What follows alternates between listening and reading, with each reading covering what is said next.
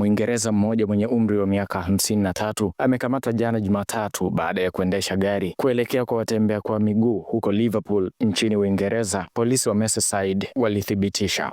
Maelfu ya watu walikuwa kwenye barabara za jiji hilo kwa ajili ya gwaride la ushindi la Liverpool baada ya kuchukua kombe la ligi kuu ya nchini Uingereza. Kiasi cha watu 47 wamejeruhiwa katika tukio hilo, 27 kati yao wakikimbizwa hospitali kwa haraka kutokana na majeraha mabaya walioyapata. 4 kati yao ni watoto na ripoti zinasema kati ya majeruhi wote ni watu 4 ndio wako mahututi zaidi. Miongoni mwa hao walioumia vibaya ni wale waliokuwa chini ya gari, akiwemo mtoto mdogo. Huduma za dharura ikiwa ni pamoja na ambulensi ya ndege zilisonga hadi mtaa wa Water Street katikati mwa jiji la Liverpool baada ya kupokea simu ikiwa ni majira ya saa 12 jioni. Kufuatia tukio hilo, waziri mkuu wa Uingereza Keir Starmer amekaririwa akisema mandhari ya eneo hilo katika mji wa Liverpool ilikuwa ni ya kutisha. Aliwashukuru pia maaskari na watoa msaada wa dharura kwa namna walivyokabiliana na tukio hilo kwa haraka.